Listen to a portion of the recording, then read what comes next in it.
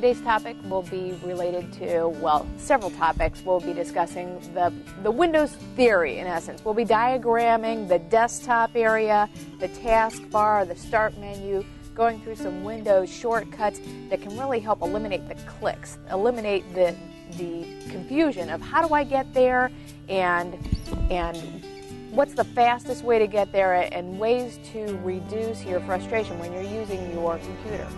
So we'll go ahead and get started with diagramming the interface of Windows. And sometimes you'll see me pointing up here, and sometimes you'll see my mouse moving, but you'll be able to understand and feel exactly what you're feeling with your own computer as we're going through it here. So we're going to start with the Windows theory and actually using an explanation of the terms moving through the interface.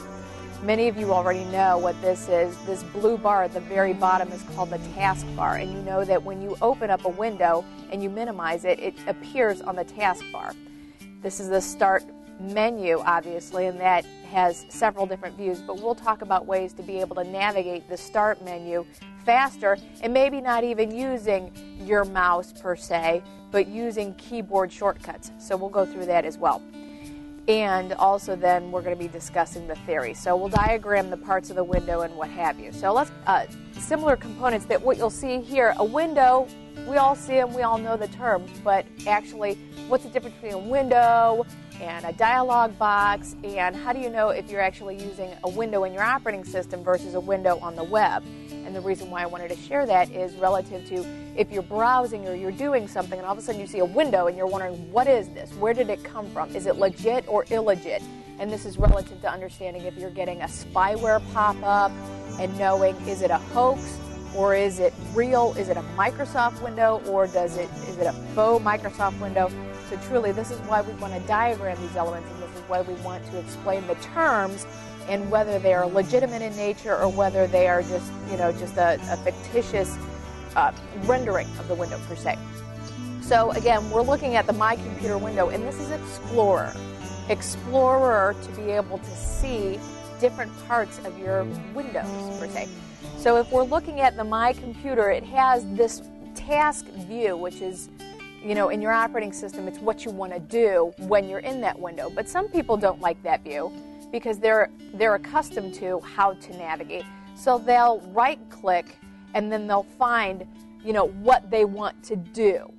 So this is the what you want to do or where you want to go when you're looking at your object, your folder in Explorer.